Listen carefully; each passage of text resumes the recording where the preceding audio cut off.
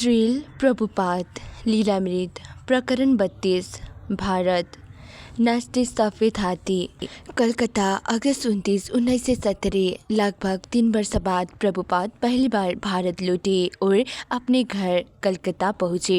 यद्यपि देर हो गई थी और टोक्यो से यात्रा में 12 घंटे लगे थे।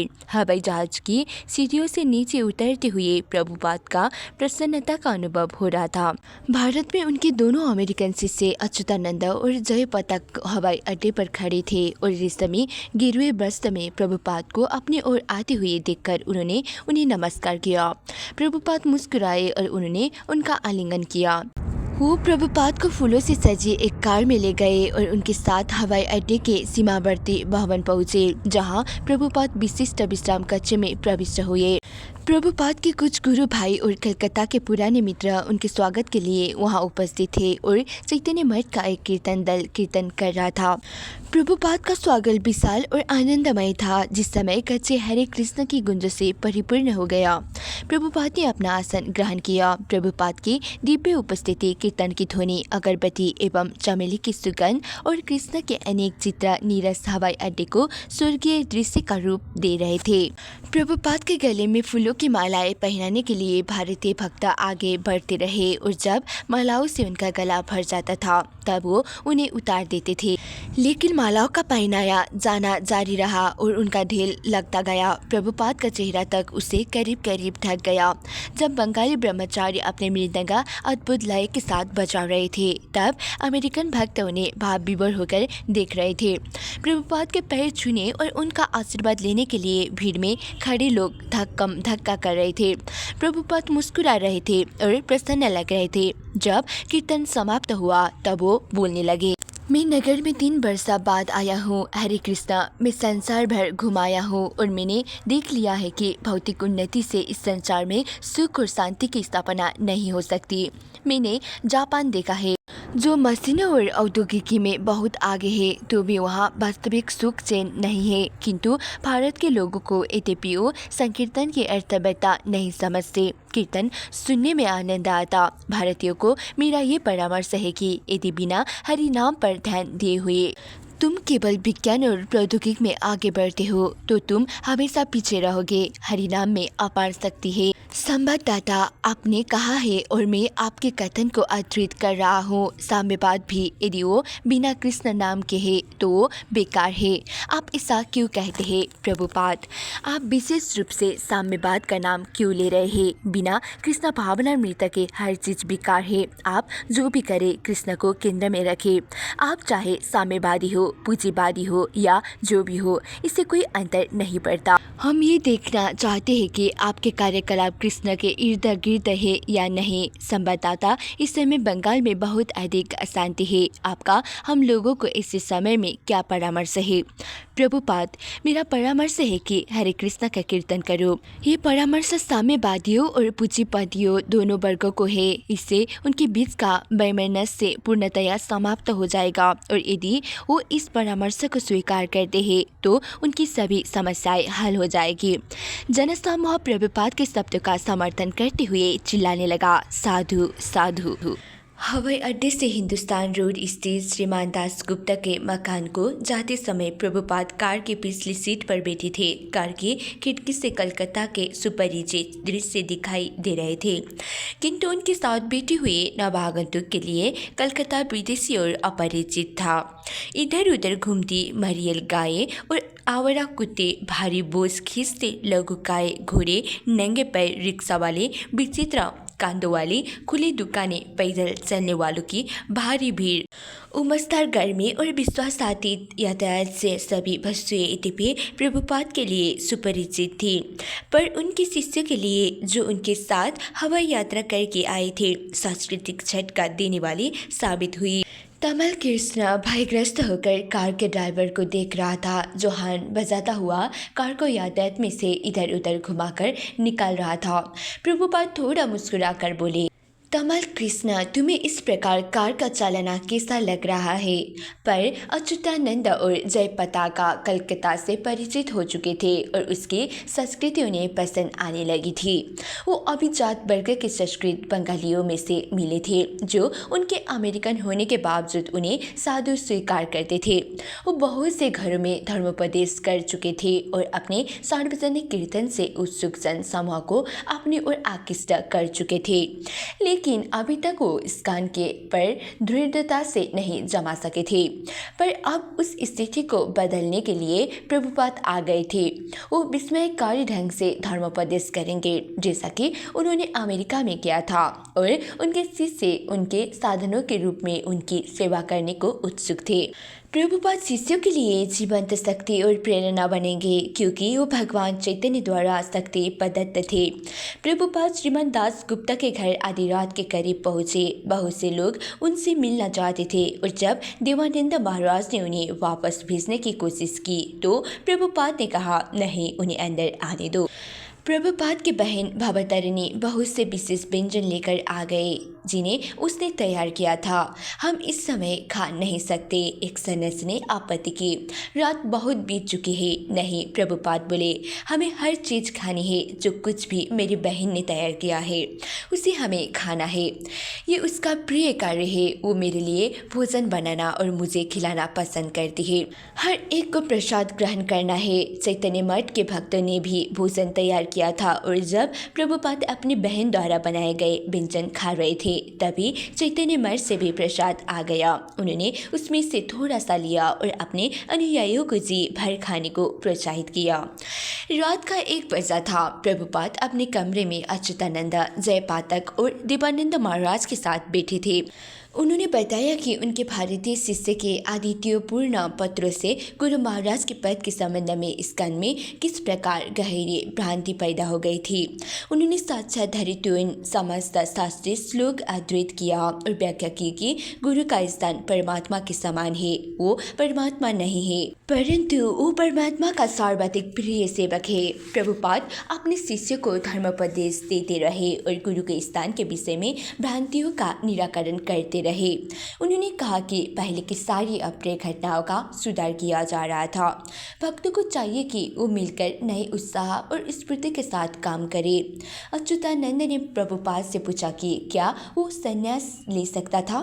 उसने कहा कि भारत के लोग सन्यासी का अधिक आदर करेंगे। प्रभुपाद सहमत हुए कि संन्यास लेने से अच्युतानंद को धर्मोपदेश कार्य में सहायता मिलेगी और उन्होंने कहा कि जय पताका को भी संन्यास ले लेना चाहिए। ये समारोह 1 सप्ताह में राधाष्टमी के दिन होना तय हुआ। अमृत बाजार पत्रिका ने प्रभुपाद के आगमन के संबंध में समाचार अपने मुख पृष्ठ पर छापा। एक पत्र में दिखाया गया कि प्रभुपाद अपना एक हाथ माला की थैली में डाले चल रहे हैं और उनके युवा सन्यासी डंडे लिए उनके साथ चल रहे हैं। पहले भी बहुत से वरिष्ठ जन दमदम हवाई अड्डे पर आ चुके हैं, लेकिन इस स्तर का उल्लास और समारोह पहले कभी नहीं देखा गया।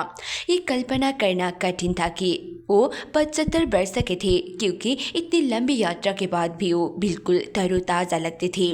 चेहरे पर मंद मुस्कान के साथ उन्होंने हरी बोल शब्द के साथ हर एक को आशीर्वाद दिया। प्रभुपाद ने जापान के शिष्यों को लिखा, भारत से जिस चेन हम हवाई जहाज से उतरे उसी चेन से प्रचार कार्य अच्छी तरह चल रहा है। ब्रूस आगे बढ़ रहा है और उसका मन लगने लगा है। अब उसने अपने बाल कृष्ण को अर्पित कर दिए हैं। ये एक अच्छा लक्षण है। कलकत्ता राजनीतिक हलचलों में डूबा था। साम्यवादी आतंकवादियों का एक दल, जिसे नक्सलवादी कहते थे, दंगे कर रहा था, प्रसिद्ध व्यवसायियों की हत्या कर रहा था और अन्य की जान लेने की धमकी दे रहा था। बहुत धनी मारवाड़ी उद्योगपति कलकत्ता छोड़कर दिल्ली और बम्बई जा रहे थे। आतंकवादियों के अतिरिक्त कॉलेजों के बंगाली लड़के भी अनुशासनहीन हो रहे थे, लेकिन पश्चिमी बंगाल के वयोवृद्ध, जिनसे अधिकतर लोग प्रभुपाद से मिलने आते थे, इस हिंसा और अशांति से चिंतित थे। प्रभुपाद ने उन्हें बताया कि एकमात्र शरण कृष्ण थे। लोग बहुत चिंताकुल है। सभी की अपेक्षा है कि स्थिति में सुधार लाने के लिए मैं कुछ करूं, किंतु मेरा उपदेश केवल ये है कि हरे कृष्ण का कीर्तन करो, क्योंकि ये दिव्य ध्वनि सभी भौतिक रोगों की औषधि है। प्रभुपाद को इसकी आवश्यकता नहीं प्रतीत होती थी। कलकत्ता की सामाजिक समस्याओं के लिए कोई विशेष कार्यक्रम बनाया जाए। हरे कृष्ण कीर्तन ही सारे भौतिक रोगों की औषधि थी। प्रश्न ये था कि वो भारतीयों के ये औषधि देने के लिए अपने अमेरिकी शिष्यों का उपयोग कैसे करें।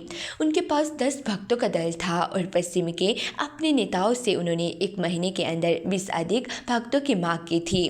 दाई निप्पान से उन्होंने $60,000 की पुस्तकें और पत्रिकाएं मंगाई थी और उनके सन्यासी सड़कों में नित्य कीर्तन करने जाते थे।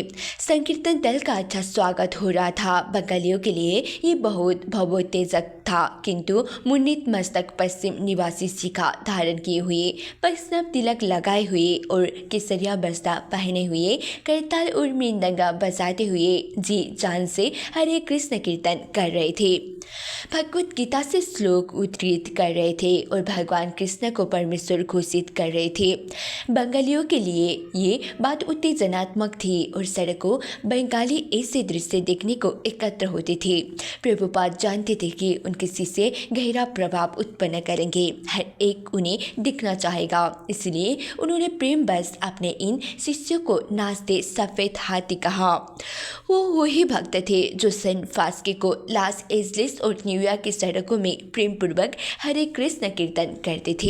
और वो हर दिन कई घंटे डलहौजी स्क्वायर कलकत्ता में इसी थकान वाली गर्मी में कीर्तन कर रहे थे, जिसका सामना उन्हें अमेरिका में कभी नहीं किया था। जनसमूह धक्कम धक्का करके उनके पास तक पहुंच जाता, कभी उन्हें चिढ़ता हुआ, कभी हंसता हुआ या कभी व्यंग्य करता हुआ, किंतु अधिकतर गहरे विस्मय से उन्हें देखता हुआ। प्रभुपाद का विचार था कि जब भारतीय लोग इन युवा पश्चिम निवासियों को कृष्ण भावनामृत के सिद्धांतों को अपनाते देखेंगे तो अपनी निज की संस्कृति में उनका विश्वास बढ़ेगा। प्रभुपाद ने अपने शिष्यों को बताया कि किस प्रकार पहले युधिष्ठिर महाराज के समय में भारत कृष्ण भावनामृत का देश था, लेकिन गत 1000 वर्षों से भारत विदेशी शासन के अधीन था, पहले मुगलों के और उसके बाद अंग्रेजों के। परिणाम स्वरूप बुद्धिजीवी वर्ग ने और उससे कम हद तक सामान्य जनता ने अपनी संस्कृति के प्रति सम्मान खो दिया था।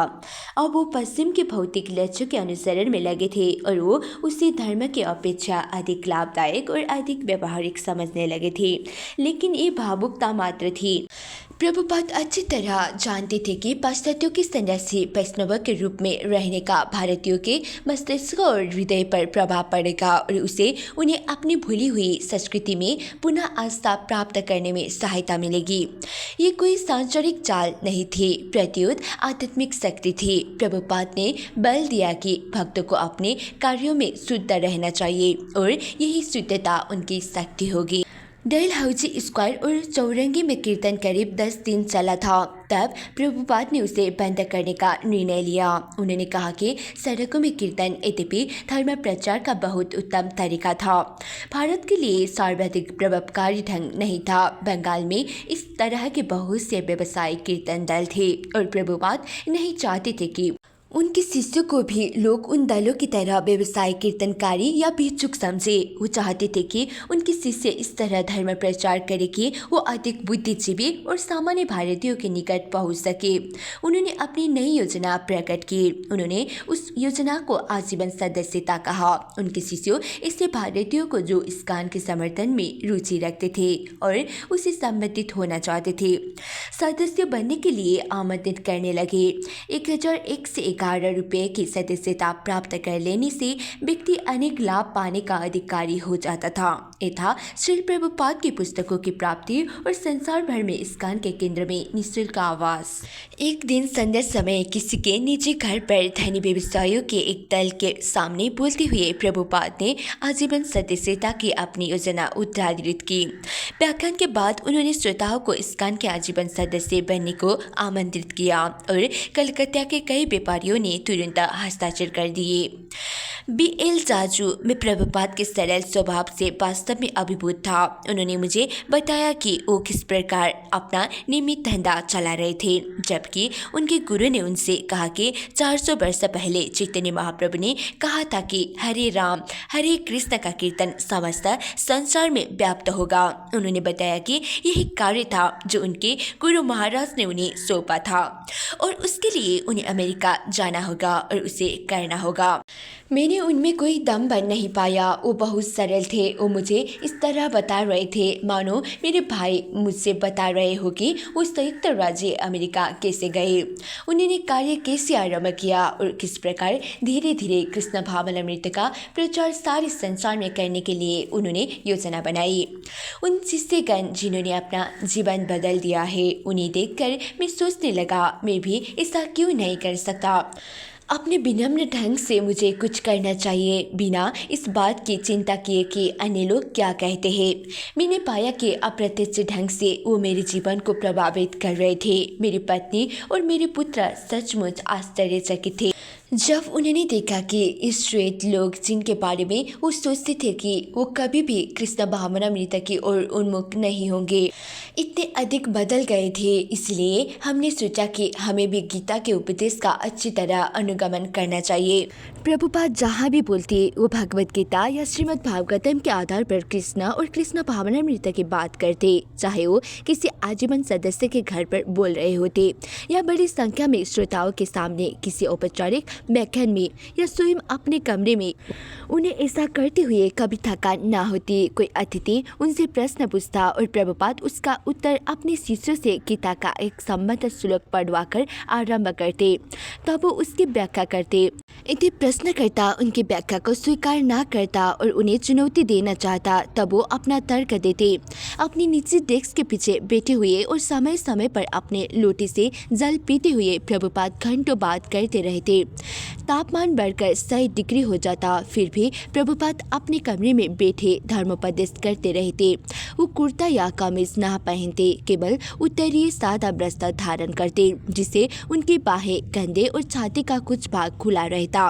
उनके साथ बैठे भक्त कभी कभी अस्वस्थ हो जाते या उन्हें नींद आने लगती या उनका ध्यान भटक जाता और कभी कभी बहाना करके वो चले जाते। घंटों बाद लौटकर वो देखते कि प्रभुपाद उस समय भी धर्मोपदेश कर रहे हैं।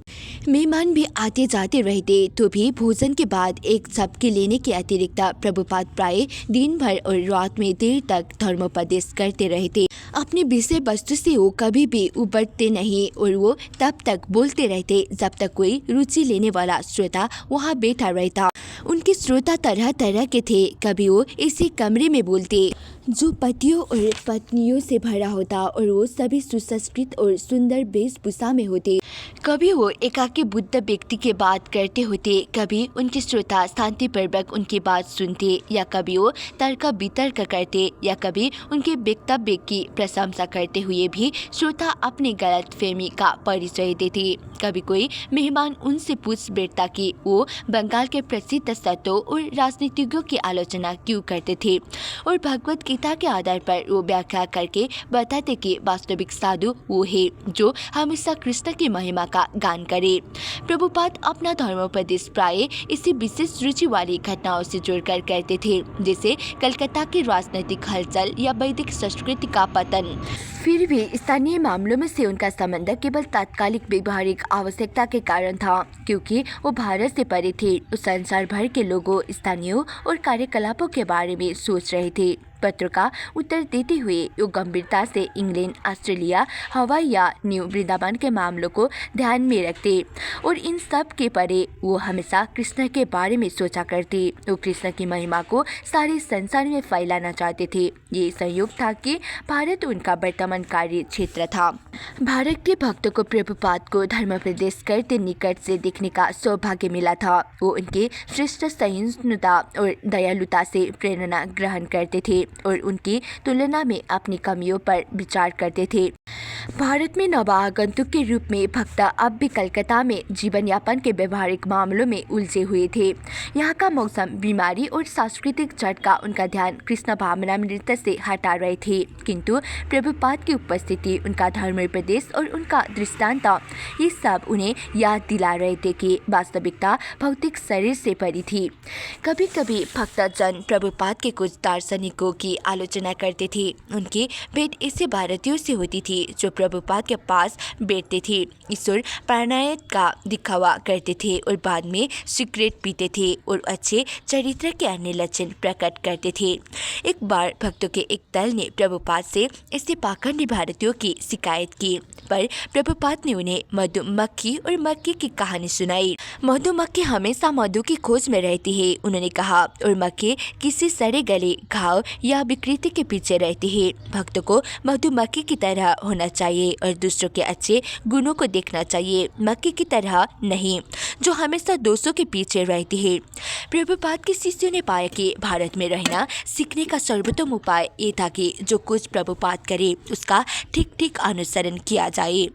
किसी के घर में प्रभुपाद के साथ प्रसाद ग्रहण करते समय वो वही खाना खाते और उसी तरीके से खाते जो प्रभुपाद अपनाते। जब वो समाप्त करते तो शिष्य भी समाप्त कर देते और जब वो हाथ धोते तो वो भी अपने हाथ धोते। भारत में जीवन विचित्र था, वो हक्का बक्का कर देने वाला था और शिष्य को भारत में प्रभुपाद के मिशन के दृष्टिकोण का कोई ज्ञान नहीं था। लेकिन प्रभुपाद जहाँ भी जाते वो छोटी बत्तखों की तरह उनका अनुगमन करते। जो भक्ता जन भक्त प्रभुपाद के अधिक निकट आते गए और उनके अनुपम गुणों को देखते गए, उनका प्रेम उनके लिए बढ़ता गया। अपने कमरे में सफ़ेद गद्दी पर बैठे हुए और सफ़ेद मसनद पर पीछे की ओर झुके हुए प्रभुपाद कमरे की सादी सजावट के बावजूद स्वर्णिमा युक्त और रजुचित दिखाई देते थे।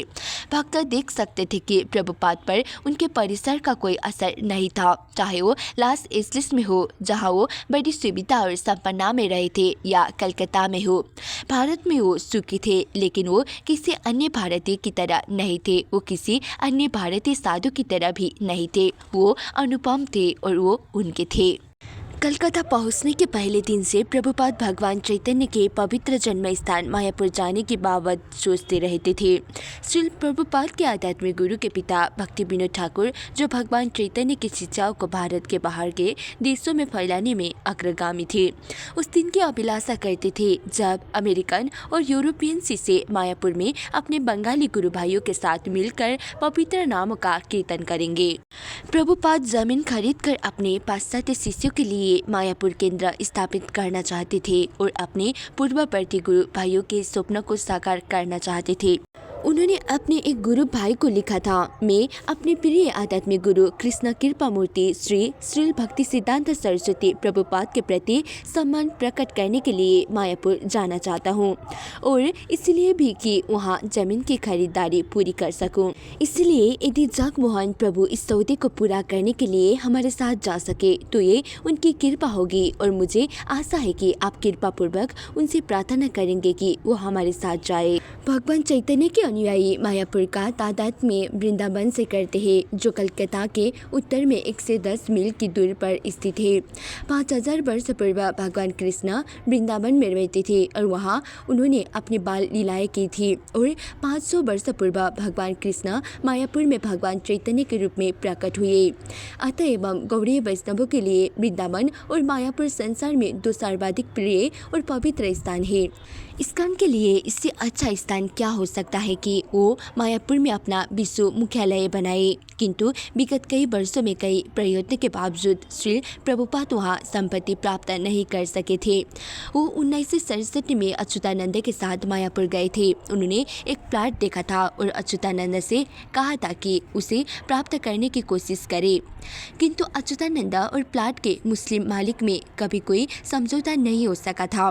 प्रभुपाद के कुछ गुरु भाइयों के पास मायापुर में अपने मंदिर और प्लाट थे, लेकिन वो सहायता नहीं कर रहे थे। कुछ तो प्रभुपाद के विरुद्ध भी प्रयत्नशील थे। जब प्रभुपाद ने अपने एक गुरु भाई को मायापुर लिखा कि वो प्लाट प्राप्त करने में अच्युतानंद की सहायता करे, तो उसके सचिव ने उत्तर दिया था कि वो ऐसा करने में असमर्थ था। सचिव ने टिप्पणी की थी, मायापुर में भूमि प्राप्त करने के लिए भाग्यशाली होना जरूरी है। प्रभुपाद ने अपने गुरु भाई की असहयोगपूर्ण भावना की आलोचना की थी। वो वो धैर्य खो रहे थे। हम मायापुर में भूमि प्राप्त करने में समर्थ क्यों नहीं है? उन्होंने अपने शिष्य से पूछा। 300 वर्ष से ये चल रहा है, उन्होंने एक गुरु भाई को पुनः लिखा। जहाँ तक भगवान चैतन्य की जन्मभूमि श्री मायापुर के नाम प्रचार का प्रश्न है, ये हमारे विभिन्न साहित्यों और पुस्तकों में लगातार होता आया है।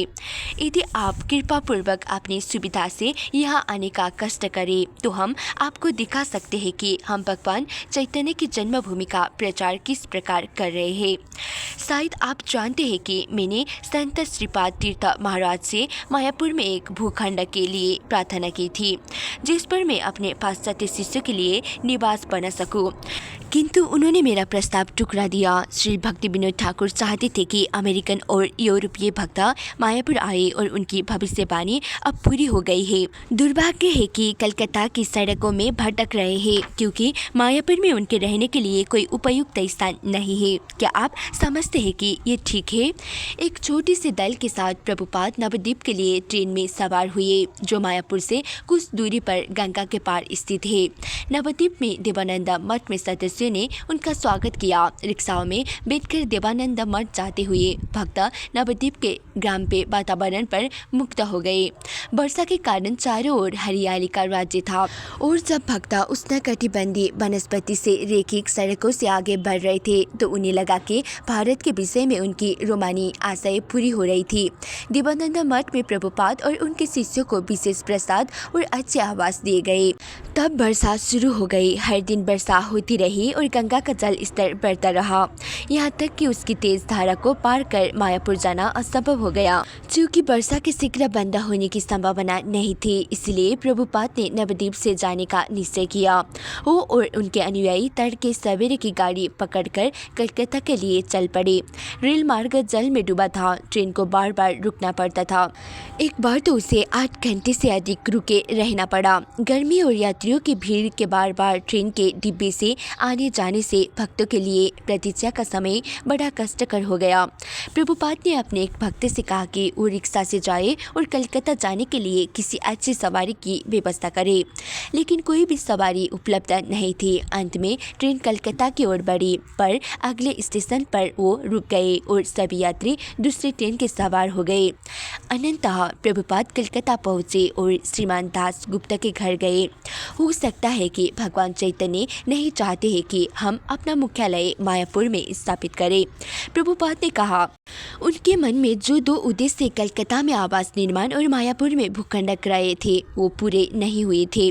प्रभुपाद ने लोगों के घरों पर कीर्तन करना और अपने कमरे में अभ्यागतों से मिलना जारी रखा। एक दिन एक श्रीमान धंधरिया उनसे मिलने और उन्होंने बम्बई में आयोजित होने वाले एक साधु समाज की चर्चा की, जिसमें भारत के सर्वविख्यात साधु सम्मिलित होने जा रहे थे। साधु समाज सम्मेलन चौपाटी सागर तट पर होने वाला था और उसके एक बृहद सम्मेलन होने की आशा थी।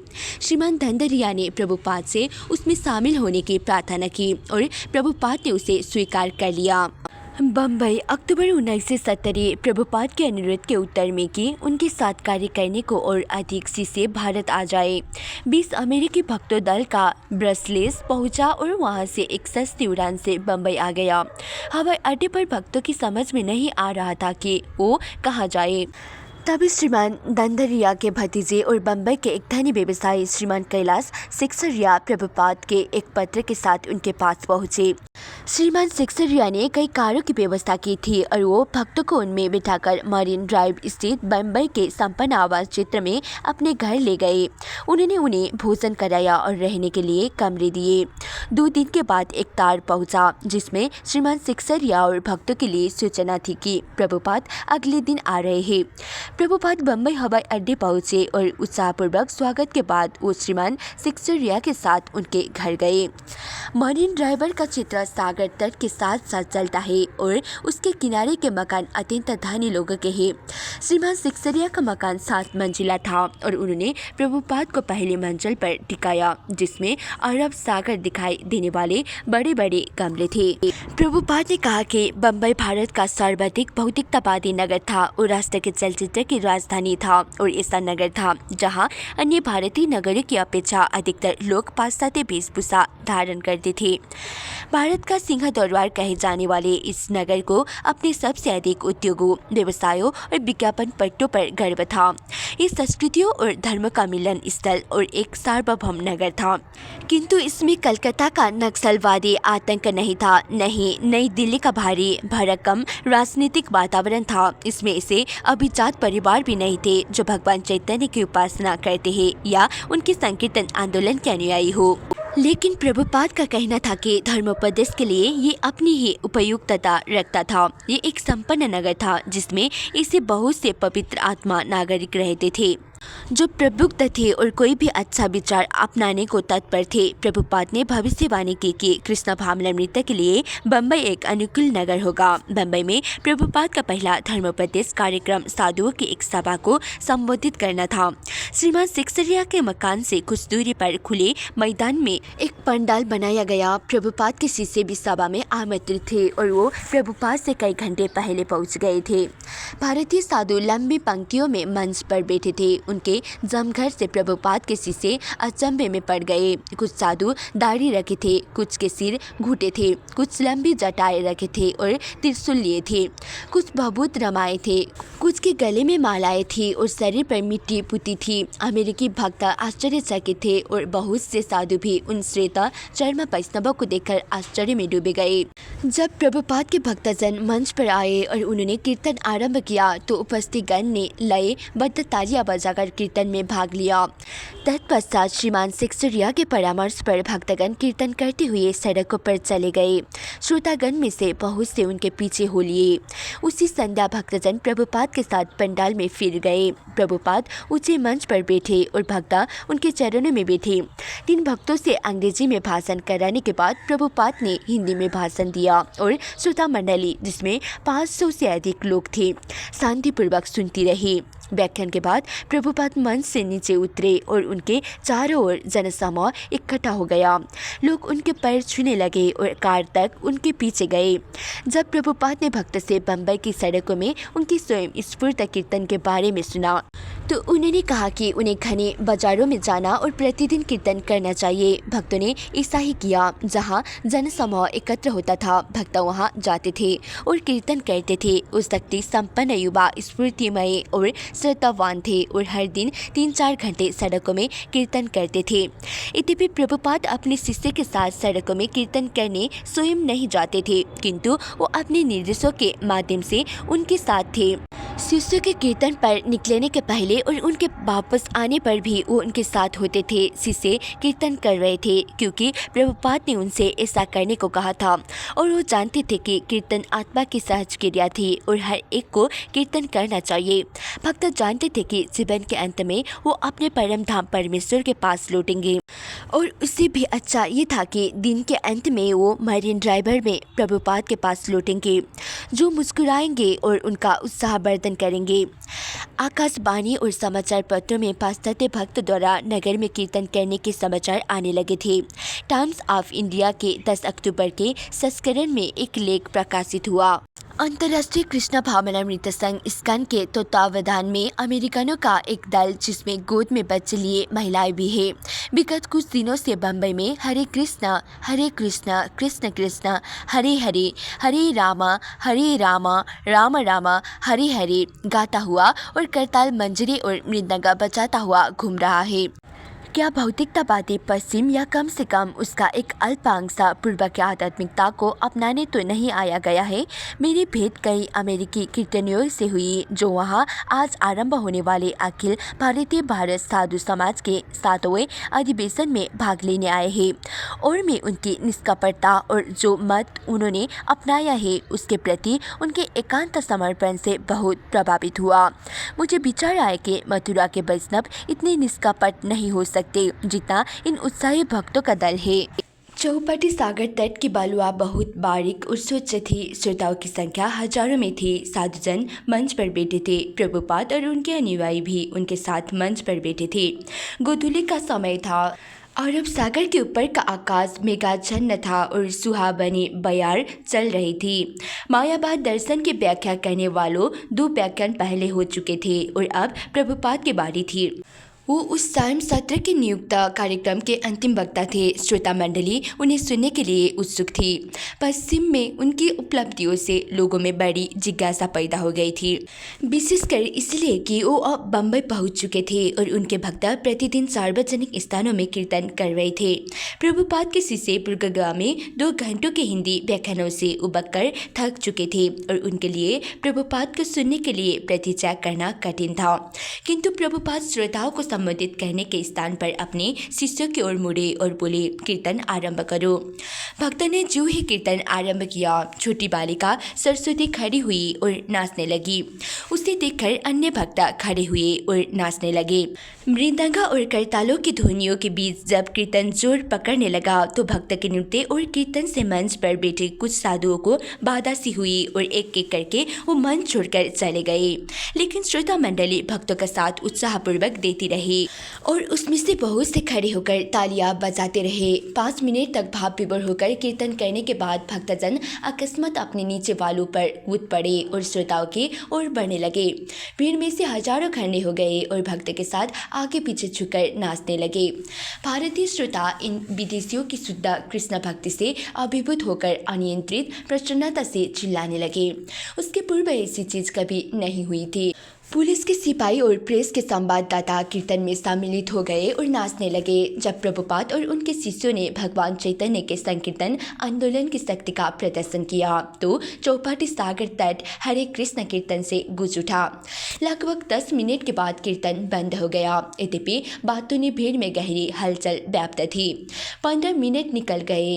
इसके पहले कि सब लोग अपने स्थानों को वापस आए और कार्यक्रम आगे बढ़े, भक्त मंच छोड़कर जमीन पर बैठ गए। केवल प्रभुपाद मंच पर आसीन थे। प्रभुपाद की आवाज ध्वनि प्रसारक यंत्र में से गूंजने लगी। महिलाओं और सज्जनों, मुझसे प्रार्थना की गई थी कि मैं हिंदी में बोलूं, लेकिन हिंदी में बोलने का मुझे अच्छा आवाज़ नहीं है। इसलिए इस सभा के अधिकारियों ने मुझे अंग्रेजी में बोलने की अनुमति दी है। आशा है आप मुझे समझ सकेंगे, क्योंकि बम्बई में अधिकतर लोग अंग्रेजी बोलते हैं। जैसा कि इस संध्या के वक्ता स्वामी अखंडानंदनी ने आपको बताया है, समस्या है कि हम प्रत्येक व्यक्ति को सदाचार कैसे सिखा सकते हैं। मैं समझता हूँ कि इस युग में, जिसे कलयुग कहते हैं, बहुत सी बुराइयां हैं। आगे बढ़ते हुए प्रभुपाद ने समझाया कि भगवान चैतन्य के आंदोलन में हर एक के हृदय को शुद्ध करने की शक्ति थी। उन्होंने जगाई और मधाई नामक उन बदमाशों की ओर संकेत किया जिनका भगवान चैतन्य ने उद्धार किया था। अब हम बड़े स्तर पर जगाइयों और मधाइयों की रक्षा कर रहे हैं। इसलिए यदि हम शांति चाहते हैं, यदि हम सदाचार के मंच पर अपने आप को स्थापित करना चाहते हैं, तो हमें चाहिए कि हम हरिनाम महामंत्र का प्रसार सारे विश्व में करें। और व्यवहारिक रूप से ये सिद्ध किया जा चुका है। जो अमेरिकी और यूरोपीय वैष्णव यहाँ आए हैं, जिन्होंने अभी हरे कृष्ण मंत्र का संकीर्तन किया है, वो गोमांस भक्षण करने वाले, मदिरा पीने वाले, अवैध यौनाचार के पीछे फिरने वाले और हर तरह के जुआरी थे। किंतु इस कृष्ण भावनामृत आंदोलन को अपनाने के बाद उन्होंने हर घृणित चीज छोड़ दी है। सदाचार अपने आप आ गया है। अब वो मांस भक्षण नहीं करते, जुआ नहीं खेलते, अब वो अवैध यौनाचार के पीछे नहीं फिरते, अब वो नशीली चीजें नहीं खाते, वो चाय तक नहीं पीते, कॉफी तक नहीं पीते, बीड़ी सिगरेट तक नहीं पीते। मैं समझता हूँ भारत में ऐसा होना बहुत विरल है, लेकिन उन्होंने ये सब छोड़ दिया है। क्यों? क्योंकि उन्होंने ये कृष्ण भावनामृत अपना लिया है। प्रभुपाद ने अपना व्याख्यान लगभग 5 मिनट के बाद समाप्त कर दिया। मुझे नहीं लगता कि मुझे कुछ अधिक कहना है। आप देख सकते हैं कि कृष्ण भावनामृत का क्या परिणाम है। ये कोई बनावटी चीज़ नहीं है, ये हर एक में वर्तमान है। मैंने कोई जादू नहीं किया है, वरन ये कृष्ण भावनामृत हर एक में वर्तमान है। हमें केवल उसे पुनर्जागरित करना है। श्रोता मंडली ने हर्ष और बार बार करताल ध्वनियों के साथ प्रभुपाद का अनुमोदन किया। शब्दाम डब्बरी मायावादियों की तुलना में प्रभुपाद ने अधिक शक्ति और बापटुपता के साथ दिखा दिया था कि आध्यात्मिक जीवन का सारभूत तत्व पवित्र नामों का आवादनपूर्ण कीर्तन था और जीवंत प्रमाण के रूप में उन्होंने अपने अमेरिकी शिष्यों को प्रस्तुत किया गया था। अगले सप्ताह प्रभुपाद और उनके शिष्य बम्बई भर में चर्चा के विषय में बने रहे और उन्हें सारे नगर के लोगों से व्याख्यान देने और कीर्तन करने के लिए आमंत्रण मिलते रहे। दी टाइम्स वकीलों में साधु समाज अधिवेशन का जो विवरण प्रकाशित हुआ उसमें श्री प्रभुपाद और उनके शिष्य की स्मरणीय उपस्थिति को प्रमुखता दी गई। 20 अमेरिकनों का दल जो हरे कृष्ण प्रतिनिधि मंडल के सदस्य थे मंच पर आसीन हुआ। वातावरण मृदंगों के सुराघात और मंजीरों के झंकार और महामंत्र के संगीत से व्याप्त था। इस ओर से उस ओर झूमते हुए हवा में शिखा फहराते हुए वो हरे कृष्ण गा रहे थे। एक श्रोता संवाददाता ने, जिसे मैं हमेशा से विशेष रूप से अभावुक व्यक्ति मानता था, मुझसे भावुकतापूर्ण स्वर में कहा, क्या आप अनुभव करते हैं कि क्या हो रहा है? बहुत शीघ्र हिंदुत्व पश्चिम पर हावी होने जा रहा है। हरे कृष्ण आंदोलन हमारे उस सारी क्षति को पूरा कर देगा जो शताब्दियों से पादरियों के हाथों हमें भोगनी पड़ी है। करीब 25 संवाददाता श्रीमान सिक्सरिया के निवास स्थान के 5वीं मंजिल पर एक प्रेस कॉन्फ्रेंस के लिए एकत्र हुए। प्रभुपाद अपने शिष्य के साथ एक बड़ी सी चटाई पर बैठे और उन्हें प्रश्न के उत्तर दिए और भक्त ने सेंट फास्की को रथ यात्रा का एक चलचित्र दिखाया। संवाददाताओं ने न्यू वृंदावन के बारे में पूछा। उन्होंने भक्त से प्रश्न किए, वो साधु क्यों बन गए थे?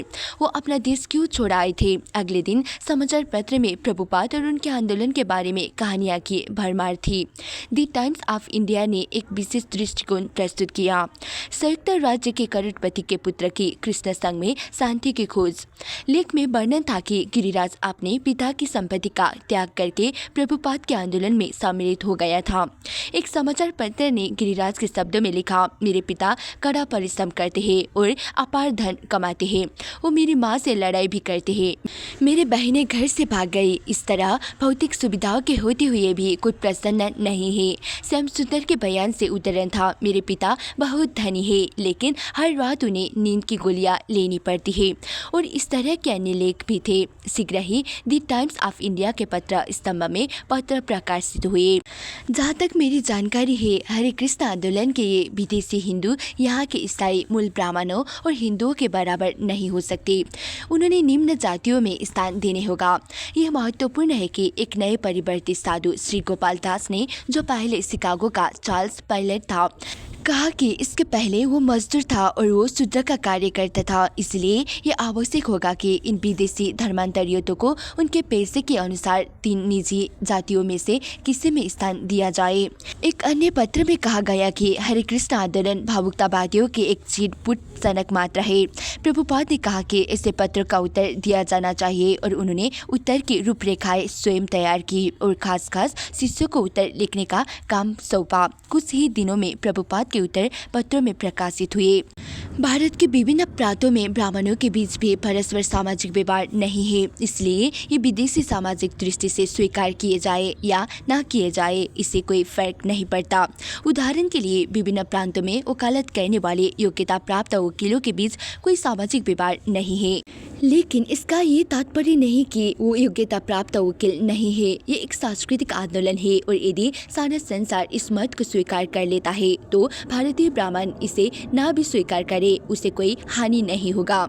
हम सामाजिक या राजनीतिक एकता के लिए प्रयत्न नहीं कर रहे हैं, लेकिन यदि कृष्ण भावनामृत स्वीकार कर लिया जाता है तो राजनीतिक, सामाजिक और धार्मिक एकता अपने आप हो जाएगी। हमारा एक लड़का मजदूर था। इसका ये तात्पर्य नहीं है कि वो शूद्र जाति का है। शूद्र वर्ग कम प्रबुद्ध या निरीक्षर वर्ग है जिसे जीवन के मूल्य का ज्ञान नहीं है। अमेरिका में सबसे अधिक शिक्षित और शिक्षित व्यक्ति भी एक मामूली मजदूर का काम कर सकता है, क्योंकि यहाँ श्रम का गौरव स्वीकार किया जाता है। इसलिए यद्यपि एक लड़का अमेरिका में मजदूर का काम कर रहा था, वो शूद्र नहीं है, किंतु यदि उसे शूद्र भी माना जाए तो भगवान कृष्ण कहते हैं कि जो कोई भी उनके शरण में जाता है वो सर्वोच्च पद प्राप्त करके परम धाम परमेश्वर के पास जाने का पात्र है। गिरिराज द्वारा हस्ताक्षरित एक पत्र में प्रभुपाद ने इस आरोप का खंडन किया कि उनका आंदोलन भावुकतावादियों के एक स्फुट सैनिक था। हमारे आंदोलन को स्फुट कैसे कहा जा सकता है जबकि ये विज्ञान गीता में 5000 वर्ष पूर्व सिखाया गया था और इसकी शिक्षा उसके लाखों वर्ष पूर्व सूर्यदेव को दी गई थी। इसे स्फुट कैसे कहा जा सकता है? है, जबकि हमारा कार्यक्रम सनातन धर्म है, प्राणियों का शाश्वत व्यवसाय। क्या संख्यों के लिए संभव है कि वो 5000 वर्ष से अधिक समय तक मांसापचन, मादक द्रव्य सेवन, अवैध यौनाचार और ध्रुत क्रिया छोड़े रहे? क्या सन के लोग मित्रों और परिवार को छोड़ सकते हैं, धन का त्याग कर सकते हैं और नित्य सवेरे 4 बजे उठ सकते हैं और अपने गुरु की प्रार्थना पर तुरंत संसार के किसी भी देश में जाकर किसी भी परिस्थिति में धर्मोपदेश करने के लिए तत्पर रह सकते हैं? प्रभुपाद ने कृष्ण भावनामृत आंदोलन संबंधी सभी समाचारों को कृष्ण भावनामृत के प्रचार में सहायक के रूप में लिया। उन्होंने कहा कि कृष्ण भावनामृत आंदोलन की आलोचना करके भी समाचार पत्र कृष्ण के पवित्र नाम का प्रसारण कर रहे थे और कृष्ण का नाम निरपेक्ष था। श्रीमान सक्सेना ने बम्बई के बहुत से महत्वपूर्ण व्यक्तियों के लिए एक विशेष कार्यक्रम का आयोजन किया। यद्यपि उन्होंने 200 से अधिक लोगों की आशा नहीं की थी, लेकिन आने वालों की संख्या उससे अधिक निकली। सभी बम्बई के अभिजात वर्ग के थे। महिलाएं महंगी रेशमी साड़ियाँ और सोने तथा हीरे मोती के आभूषण पहने थी और पुरुष रेशमी नेहरू कॉलर के सूट या कलफ की हुई श्वेत धोतिया और कुर्ते धारण किए थे। प्रभुपाद ने अपने शिष्यों के साथ कीर्तन किया और तब वो सर्वजन में गंभीरतापूर्वक बोले, आप सभी अत्यंत बुद्धिमान लोग हैं। उन्होंने कहा, आप सभी विद्वान और शिक्षित हैं, आप सभी महान लोग हैं। मैं आपसे विनयपूर्वक याचना करता हूँ, मैं अपने दांतों के बीच सड़का का एक तिनका लेकर याचना करता हूँ कि आप हरे कृष्ण का जप करें, कृपा करके हरे कृष्ण का जप करें। व्याख्यान के बाद प्रभुपाद चले गए और भक्त ने हरे कृष्ण आंदोलन के संसार भर के कार्यकलापों की स्लाइड दिखलाई। उन्होंने लोगों से पहली बार सार्वजनिक रूप से आजीवन सदस्य बनने के लिए अपील भी की। श्रीमान GD सोमानी, जो भारत के एक प्रमुख उद्योगपति थे, और श्रीमान सक्सेना ने सदस्य बनने के फॉर्म पर हस्ताक्षर कर दिए। यद्यपि प्रभुपाद ये देखकर प्रसन्न थे कि इस्कॉन के सदस्यों की संख्या में वृद्धि हो रही थी, लेकिन उन्हें इस बात की चिंता हो रही थी कि दाई निपान द्वारा जहाज से भेजी गई पुस्तकें अभी तक नहीं पहुंची थी। भक्त आजीवन सदस्यों को पुस्तकें देने का वादा कर रहे थे, लेकिन ये पुस्तकें थी कहाँ? हर दिन समस्या संगीन से संगीनतर होती जा रही थी। प्रभुपाद को मालूम हुआ कि कलकत्ता बंदरगाह में हड़ताल चल रही थी। ऐसा लगता था कि उनकी पुस्तकें आ गई थी, लेकिन कलकत्ता में जहाज से उन्हें उतारा नहीं जा सका और जहाज बंदरगाह छोड़कर आगे बढ़ गया था। उन्हें चिंता होने लगी कि जहाज उनकी पुस्तकें किसी अन्य भारतीय बंदरगाह में उतार देगा, पर पुस्तकें कहाँ थी इसका सही पता नहीं था और उनकी दशा भी अज्ञात बनी रही। प्रभुपाद बहुत चिंतित हो गए। उन्होंने अपने युग के शिष्य तमाल कृष्ण को कलकत्ता भेजने का निर्णय लिया ताकि वो जाकर कोशिश करे और पुस्तकों को गुम होने से बचा ले। इस बीच कृष्ण पर निर्भर रहकर वो धर्मोपदेश करते रहेंगे। अमृतसर, अक्टूबर 21, 1970 शिष्यों के एक दल के साथ, जिसमें 7 पुरुष और 2 महिलाएं थी, प्रभुपाद बम्बई से अमृतसर की 2 दिन की ट्रेन की यात्रा पर निकले। वर्षों पहले प्रभुपाद धर्मोपदेश के लिए अकेले ही यात्रा पर निकले थे और बैक गार्डहेड के प्रकाशन और जनता का समर्थन प्राप्त करने के लिए उन्होंने ट्रेन से झांसी, दिल्ली, कानपुर, कलकत्ता और बम्बई की यात्राएं की थी। पश्चिम में केवल 5 वर्ष बिताने के बाद अब उन्हें कर्तव्यनिष्ठ शिष्यों के रूप में बड़ा लाभ मिल गया था और भारतीयों का ध्यान अब उन पर जाने लगा था। उन्होंने अच्युतानंद स्वामी, जयपताका स्वामी, हंसदूत और अन्यों को कलकत्ता में तथा तमाल कृष्ण, श्याम सुंदर और औरों को बम्बई में ठहरा दिया था। उनके ये शिष्य आजीवन सदस्य बनाने और भारत के इन 2 बड़े नगरों में इस्कॉन के स्थायी केंद्रों की स्थापना करने में लगे थे। प्रभुपाद का कृष्ण भावनामृत आंदोलन भारत में आरंभ हो रहा था और वो चाहते थे कि जहाँ कहीं भी धर्मोपदेश संभव हो, अपने शिष्य के साथ वो वहाँ पहुँचे। जिस तरह उन्होंने अमेरिका में कार्य किया था, उसी तरह भारत में भी करेंगे। वो आराम से एक ही स्थान में नहीं ठहरेंगे, वरन हमेशा यात्रा करते रहेंगे, कृष्ण के बारे में बोलते रहेंगे और नए लोगों से मिलकर उन्हें भाव भक्ति का संदेश सुनाएंगे। इस तरह वो भारत में भी कार्यरत रहेंगे। ट्रेन कुरुक्षेत्र स्टेशन पर पहुंची। यही निकट ही प्रभुपाद ने कहा, भगवान कृष्ण ने 5000 वर्ष पहले भगवत गीता का उपदेश दिया था। लोग कहते हैं कि कुरुक्षेत्र का अस्तित्व नहीं है, वो एक काल्पनिक स्थान था। उनका कहना है कि वो शरीर के क्षेत्र और इंद्रियों का एक प्रतीक था। वो स्थान एक रूपक मात्र था, लेकिन हम यहाँ उस स्टेशन पर खड़े हैं। प्रभुपाद जब ये शब्द कह रहे थे, उस समय सूर्यास्त हो रहा था और उस समतल क्षेत्र के ऊपर आकाश चमकते हुए केसरिया रंग से दीपित था। किससे कहा जा सकता है कि कुरुक्षेत्र कोई वास्तविक स्थान नहीं है। वो कहते गए, ये हम लोगों के सामने है और ये बहुत लंबे अरसे से एक ऐतिहासिक स्थान रहा है।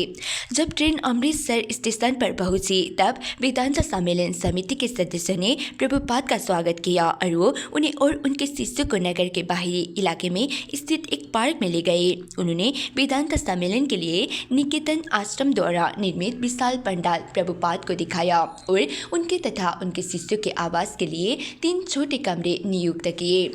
प्रभुपाद एक कमरे में हो गए, 2 महिलाएं दूसरे कमरे में रुकी, पुरुषों में से 4 तीसरे कमरे में समा गए और शेष 3 बाहर चारपाइयों पर सोए। उत्तरी क्षेत्र होने के कारण पहली रात में ठंडक थी, बिस्तर कम थे और कोई भी भक्त अपने साथ गर्म कपड़े नहीं लाया था।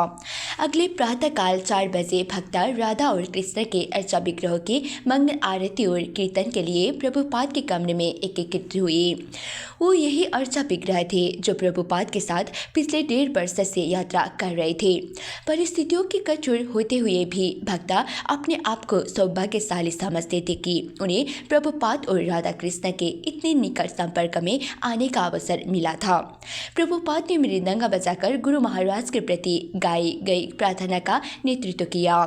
बाद में उन्होंने अर्चा विग्रह को अभी अर्पित किए। फलों और मिष्टानों का थोड़ा थोड़ा अंश पुजारी से हर भक्त को वितरित कराया। सूर्योदय अभी भी नहीं हुआ था और कमरा ठंडा था क्योंकि भक्तजन एक दूसरे से सटकर बल्ब के नीचे बैठे थे। प्रभुपाद ने उनसे जोर से श्रीमद् भागवतम पढ़ने को कहा। उसी दिन प्रातःकाल प्रभुपाद वेदांत सम्मेलन में सम्मिलित हुए। श्रोताओं में हजारों लोग थे और चूंकि अधिकतर लोग अंग्रेजी नहीं समझते थे इसलिए प्रभुपाद हिंदी में बोले। उनके भाषण से हर एक प्रसन्न था और समिति के सदस्यों ने उन्हें वेदांत सम्मेलन का सभापति बनाकर उनका सम्मान किया। यद्यपि कार्यक्रम केवल प्रातःकाल और संध्या समय कई घंटे चलता था, तथापि प्रभुपाद का धर्मोपदेश इसी समयावधि तक सीमित नहीं था। वो दिन भर धर्मोपदेश करते रहे थे।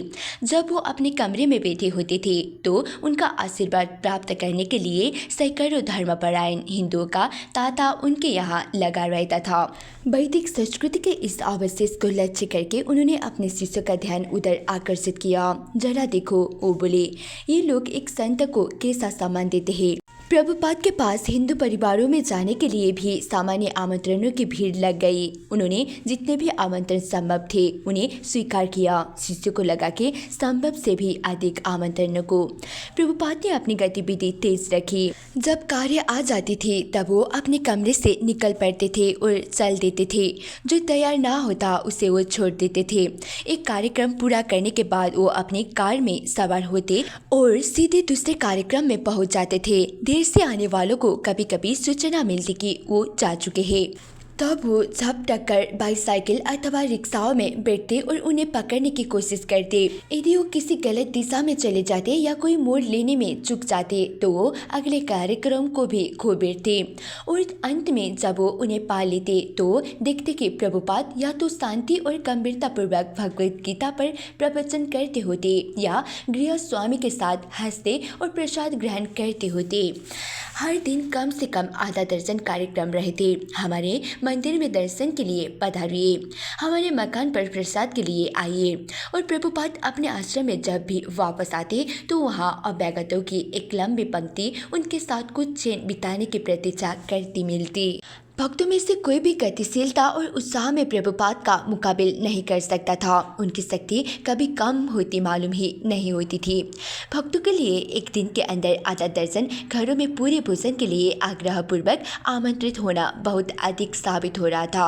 वो भूख से अधिक खा लेते थे और उनमें से कुछ बीमार पड़ गए, किंतु प्रभुपाद परिस्थिति का दक्षतापूर्वक सामना करना जानते थे। वो हर गृहस्थ को पूर्ण संतोष देते थे। कृष्ण भावनामृत के बारे में बोलते थे, कीर्तन कराते थे, थोड़ा सा प्रसाद ग्रहण करते थे और आगे बढ़ जाते थे। एक शाम को आमंत्रण स्वीकार करके प्रभुपाद बलदेव इंद्र सिंह के घर गए। वो पंजाब के एक प्राचीन शासक के वंशजों में से थे। यद्यपि श्रीमान सिंह 60 वर्ष के हो रहे थे, तथापि फिर भी वो हृष्ट-पुष्ट क्षेत्रीय लगते थे। वो सुंदर और लंबे थे और लंबी काली मूछें रखे हुए थे। उन्होंने प्रभुपाद और उनके शिष्य को अपना सुंदर घर दिखाया। जिसमें उनके पूर्वजों के सिरत्रान और तलवार सहित सैनिक वेशभूषा में बड़े बड़े चित्र टंगे थे। विजय स्मारक कच्चे में, जिसमें बहुत से पशुओं की खालें और फूस से भरे हुए मृतशरीर दीवारों पर टंगे थे। श्रीमान सिंह प्रभुपाद और उनके शिष्यों को अपने सबसे बड़े विजय स्मारक एक विशाल सिंह के सिर के सामने ले गए। प्रभुपाद उसके निकट चले गए। आपने इसे मारा है? उन्होंने पूछा। हाँ, श्रीमान सिंह बोले और उन्होंने शिकार का पूरा विवरण दिया। उस नरहंता शेर ने पास के एक गांव में बहुत से लोगों को मार डाला था। श्रीमान सिंह ने बताया, इसलिए मैं गया और इसे गोली से मार डाला। प्रभुपाद के नेत्र विस्फारित हो गए और वो अपने शिष्य की ओर मुड़कर बोले, ओह बहुत अच्छा। उसके बाद प्रभुपाद एक कुर्सी पर आसीन हुए और श्रीमान सिंह फर्श पर बैठे। उन्होंने कहा कि उन्हें एक बात का कष्ट था। एक ज्योतिषी ने उन्हें बताया था कि अपने पूर्व जन्म में हजारों वर्ष पहले वो कुरुक्षेत्र के युद्ध में लड़े थे, लेकिन कृष्ण के पक्ष के विरोध में। ये संभव नहीं है, प्रभुपाद ने कहा। कुरुक्षेत्र के युद्ध में जो कोई भी मौजूद था उसका उद्धार हो गया था। यदि आप कुरुक्षेत्र के युद्ध में रहे होते तो इस समय इस पार्थिव संसार में ना होते। श्रीमान सिंह निश्चय नहीं कर सके कि उन्हें अपने आप को भार मुक्त अनुभव करना चाहिए या निराश, किंतु प्रभुपाद ने उन्हें आश्वस्त किया, सब ठीक है, आप चिंता न करें, अब आप कृष्ण के भक्त हैं। जब प्रभुपाद ने श्रीमान सिंह से इस्कॉन का आजीवन सदस्य बनने को कहा तो वो तुरंत राजी हो गए। उन्होंने स्वीकार किया कि जब उन्होंने प्रभुपाद और उनके शिष्य को आमंत्रित किया था तो पहले उनके मन में वास्तव में संदेह था, किंतु श्री प्रभुपाद के साथ कुछ मिनट बिताने के बाद उनकी शंकाएं और सारे संदेह जाते रहे थे। अमृतसर में इस्कॉन का पहला आजीवन सदस्य बनने में उन्हें प्रसन्नता थी। यद्यपि भक्त ने प्रभुपाद से कम ही कार्यक्रम स्वीकार करने की प्रार्थना की, किंतु वो कम करने वाले नहीं थे। उन्होंने कहा कि उनके शिष्य को उनकी तेज गतिविधि से कठिनाई हो रही थी। एक रात 8वां और अंतिम कार्यक्रम पूरा करने के बाद प्रभुपाद अपने कमरे में आधी रात से कुछ पहले लौटे। भक्तों के लिए वो दिन बहुत थकाने वाला था और वो यथाशीघ्र अपने बिस्तरे में जाना चाहते थे। प्रभुपाद के कमरे को तब भी प्रकाशित देखकर एक शिष्य खिड़की के पास गया। प्रभुपाद दीवार से झुके अपने डेस्क के सामने बैठे थे और उस दिन दिए गए अपने एक भाषण का टेप सुन रहे थे।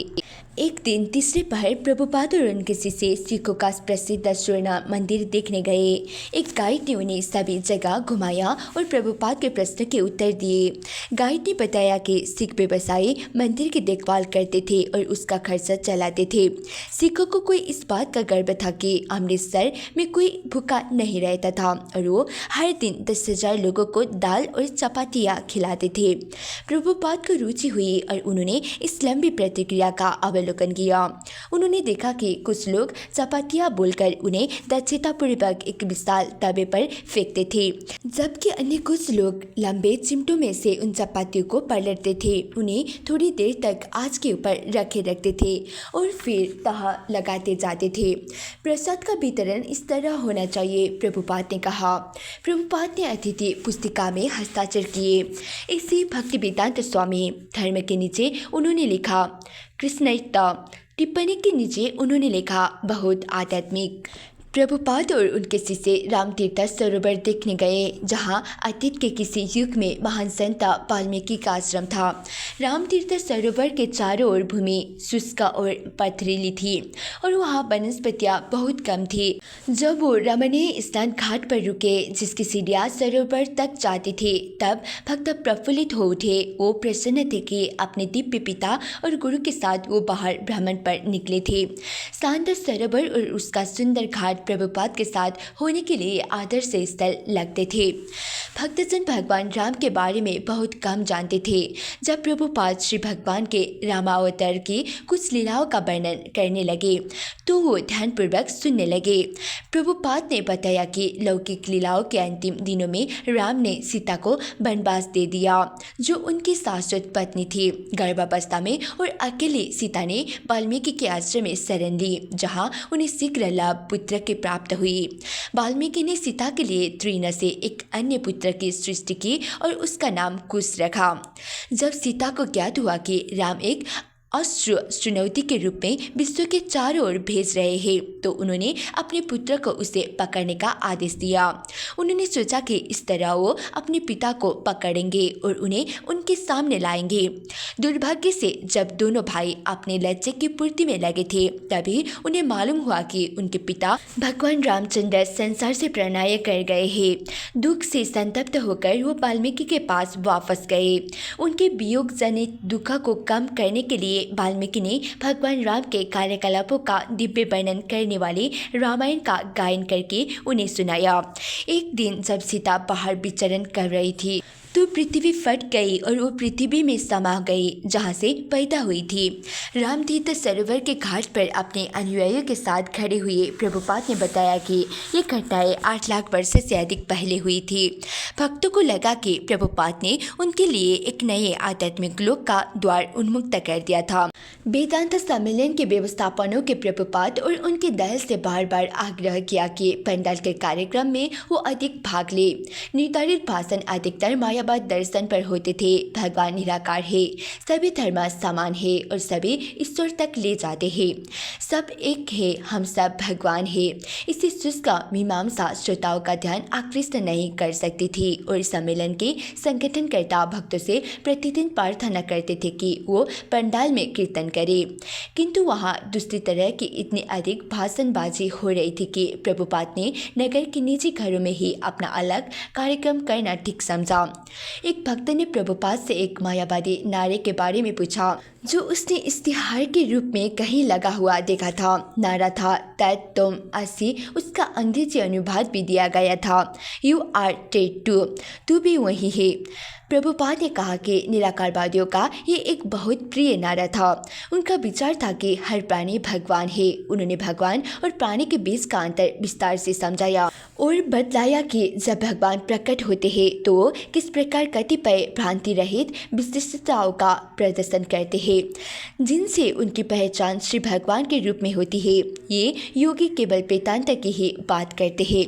प्रभुपाद ने कहा ये केवल दिमाग की अटकलबाजी है और इससे वो कभी किसी निष्कर्ष पर नहीं पहुँचते। वो सालों तक जीवन भर इस तरह अनुमान लगाते रहते हैं, पर हम लोग खाते पीते हुए ईश्वर की अनुभूति कर लेंगे। और अपने सामने रखे प्रसाद की प्लेट से उन्होंने एक मिठाई उठाई और उसे अपने मुंह में डाल दी। अमृतसर के अपने कार्यकलापों के बीच प्रभुपाद संसार के विभिन्न भागों की अपनी आध्यात्मिक संतानों के बारे में सोचते रहे और उन्हें नियमित रूप से लिखते रहे। कलकत्ता के भक्तों को उन्होंने लिखा, मैं जानने को बहुत उत्सुक हूँ कि तुम लोग वहाँ क्या कर रहे हो और अब तक तुमने कोई आजीवन सदस्य बनाया या नहीं। उन्होंने इस्कॉन को शासन से पंजीकृत करा लेने और कलकत्ता में स्थायी केंद्र स्थापित करने को कहा। बम्बई के अपने शिष्यों को उन्होंने लिखा, मैं तुम लोगों की स्थिति जानने को बहुत उत्सुक हूँ। तुम लोग राम मंदिर में चले गए हो या इस समय तुम लोग कहाँ रह रहे हो। करंधर को उन्होंने लॉस एंजलिस लिखा, मुझे आशा है कि लॉस एंजलिस के हमारे विश्व मुख्यालय में हर चीज़ ठीक चल रही है। मुझे अपने सामान्य कार्यकलापों और गवर्निंग बॉडी कमीशन के कार्यक्रम का विवरण भेजो। हमारे मंदिर के सभी सदस्यों को मेरा आशीर्वाद कहो और सब विग्रह की पूजा किस तरह चल रही है। फिजी द्वीप समूह से उपेंद्र के पत्र का उत्तर देते हुए प्रभुपाद ने लिखा, जहाँ तक देवताओं की पूजा का प्रश्न है, हमारा पूरा हिंदू समाज इस कार्य में डूबा है और जब तक कि हम बड़े जोर से धर्मोपदेश नहीं करते तब तक इसको बंद करना बड़ा कठिन है। और न्यूयॉर्क में भवानंद को उन्होंने लिखा, संकीर्तन कार्यक्रम नियमित रूप से चलाओ, इससे मुझे बड़ी प्रसन्नता होगी। जहाँ तक ब्रुकलिन के हमारे नए मंदिर का प्रश्न है, कृष्ण ने तुम लोगों को सेवा का बहुत अच्छा अवसर दिया है। अक्टूबर 30, 1970 अमृतसर में 10 दिन रहने के बाद प्रभुपाद बम्बई वापस जाने के लिए ट्रेन पर सवार हुए। वो गुरुदास के साथ एक छोटे से प्रथम श्रेणी के डिब्बे में बैठे, जबकि उनके शिष्य से ट्रेन के दूसरे डिब्बे में बैठे थे। प्रभुपाद का डिब्बा इंजन के पास था। इसे डिब्बे की चिमनी से उसमें धुआं आता था जिसे प्रभुपाद पर सिर से पैर तक काले धब्बे पड़ गए। यमुना, हम अमृतसर और दिल्ली के बीच यात्रा कर रहे थे और मैंने जाकर देखने का निर्णय लिया कि प्रभुपाद क्या कर रहे थे और उन्हें किसी चीज़ की आवश्यकता तो नहीं थी, क्योंकि कभी कभी जब ट्रेन रुकती थी तो किसी भक्त से प्लेटफॉर्म के खूब चिल्लाओ से ताजे फल या अन्य वस्तुएं खरीदने को कहते थे। इसीलिए कौशल्या और मैं कई डिब्बों का पार कर प्रभुपाद प्रथम श्रेणी के डिब्बे में गए। वो कई तकिया पर पीठे के बल लेटे हुए, एक घुटना ऊपर उठाए हुए राजा के समान दिख रहे थे। उनके चेहरे पर सुंदर मुस्कान थी। हमने उन्हें प्रणाम किया और उन्हें नेत्र को झपकाते हुए हम लोगों को दिखा। क्या कोई गर्म चीज खाने को है? उन्होंने पूछा। आप क्या चाहते हैं? मैंने कहा। श्री प्रभुपाद, क्या आप चाहते हैं कि मैं आपका दोपहर का भोजन लाऊं? नहीं, उन्होंने कहा। भोजन नहीं, कुछ चावल, कुछ गर्म चावल। मैंने कहा। आपका तात्पर्य क्या है? प्रभुपाद, क्या चावल ट्रेन से लाओ? उन्होंने कहा। नहीं, यदि तुम मेरे लिए कुछ गर्म चावल तैयार कर सकती हो। मैंने कहा कि मैं करूँगी। मैं नहीं जानती थी कि श्री प्रभुपाद के लिए मैं गर्म चावल कैसे तैयार करूँगी, पर कौशल्या के साथ मैं डाइनिंग कार में गई। वहाँ कोई नहीं था, केवल दो व्यक्ति जो काले कपड़े और हल्दी के दाग लगे निकर पहने थे, जलते कोयले के अंगूठी के पास खड़े हुए सिगरेट पी रहे थे। मैं हिंदी बोलना नहीं जानती थी, लेकिन जितना हो सकता था मैंने कोशिश की और कहा, मेरे गुरु महाराज कुछ चावल चाहते हैं, कुछ गर्म चावल। दोनों व्यक्ति हम पर हंसने लगे जैसे हम पागल हो, और इसलिए मैंने सोचा कि अच्छा होगा कि हम किसी और को ढूंढे जो हमें अनुमति दे सके।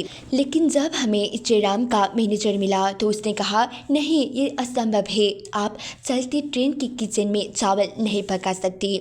मैंने कहा, मुझे खेद है, ये चावल मेरे गुरु महाराज को चाहिए, विकल्प का कोई प्रश्न नहीं है। मैं उनसे कह चुकी हूँ कि मैं चावल लाऊंगी और मुझे ये वचन पूरा करना है। लेकिन मैनेजर ने फिर कहा, नहीं, ये असंभव है। मैं ट्रेन के कंडक्टर के पास गई और उसे स्थिति बताई। यदि मैं अपने गुरु महाराज के लिए ये नहीं कर पाऊंगी, मैंने कहा, तो मैं साइड ट्रेन से कूद पड़ूंगी। कंडक्टर ने हम लोगों के शब्दों के संजीदगी से लिया और बोला, ठीक है, आप लोग किचन में जो चाहे पका सकती है। अस्तु वो हम लोग को ट्रेन की किचन में वापस ले गया और किचन के तथा इस चिड़ा के मुख्य अधिकारी से बोला कि उसने हम लोगों को अनुमति दे दी है। अंगीठी बड़ी विशाल थी और मैं उसकी बिल्कुल ही अभ्यस्त नहीं थी। किचन में हर तरह के एल्युमिनियम के बर्तन और प्लेट में बिखरी हुई थी।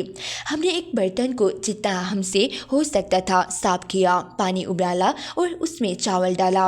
एक बड़ी प्लेट भर बहुत गर्म चावल तैयार करके मक्खन, ताजे नींबू, नमक और काली मिर्च के साथ हम उसे ट्रेन के अंदर से ही अंदर प्रभुपाद के डिब्बे में ले गए।